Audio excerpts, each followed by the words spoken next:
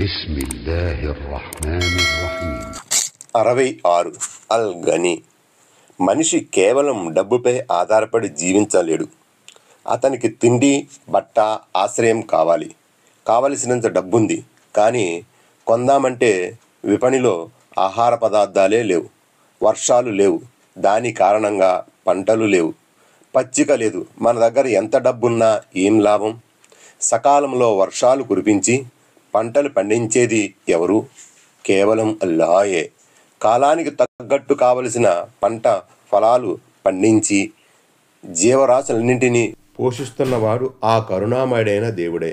అవసరానికి మించి ఎవరికైనా అల్లాహ్ అనుగ్రహిస్తే అటువంటి వారు పేదవారికి సహాయం చేయాలి. పిసినారితనం వహించకూడదు. ఒక మనిషి మరో మనిషిపై, ఒక సమాజం మరో సమాజంపై, ఒక దేశం మరొక దేశంపై కరువు కాటకాల్లో, సంక్షోభాల్లో సహాయ సహకారాలు అందించకపోతే ఈ నేలపై మనిషి నిలదొక్కుకోవడం ఎంతో కష్టం. దేవుడైతే అందరిపై కరుణిస్తూనే ఉన్నాడు. మనిషే సంకుచిత స్వభావం కలవాడు. సంపన్నులైన ముస్లింలు ప్రతి ఏటా తమ సంపదపై నిర్ణీత జకాతును చెల్లించాలి. ఇది ఇస్లామీయ శాసనాంగం. ముస్లింలకు తప్పనిసరి చేసిన విధి బాధ్యత. అంతేగాని జకాతు చెల్లించడంలో వారి ఉదార స్వభావం ఏమీ లేదు. జకాతు గాక ఇంకా అదనముగా ఎవరైనా పేదవారికి దాన ధర్మాలు చేస్తే అది వారి దాతృగుణానికి ప్రతీక. దాని ప్రతిఫలాన్ని దేవుడు తప్పకుండా వారి ఇహపరాల్లో ప్రసాదిస్తాడు. సంపన్నులు సరిగ్గా తమ సంపదపై జకాతు చెల్లిస్తే ఆర్థిక అసమానతలు క్రమంగా రూపుమాపబడతాయి. దీనికి హజరత్ అబూబకర్ రజియల్లాహు తఆలా అన్హు, హజరత్ ఉమర్ రజియల్లాహు తఆలా అన్హు, హజరత్ ఉస్మాన్ గనీ రజియల్లాహు తఆలా అన్హు, హజరత్ అలీ రజియల్లాహు తఆలా అన్హుల పరిపాలనలే సాక్ష్యం.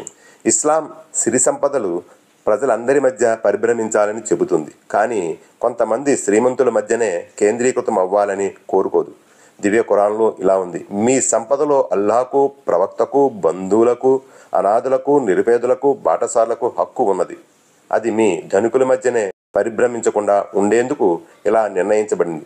దీన్ని బట్టి జకాతు చెల్లింపు పేదల హక్కే గాని చెల్లించేవారి దయాగుణం ఏమీ లేదని స్పష్టం చేసింది ఖురాన్.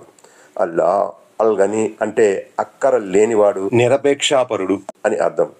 మన అన్ని అవసరాలు, అక్కరలు తీర్చేవాడు ఆ అల్లాహే. అల్లాహ్ మీ అక్కర ఎంత మాత్రమూ లేనివాడు. దివ్య ఖురాన్ 39:7.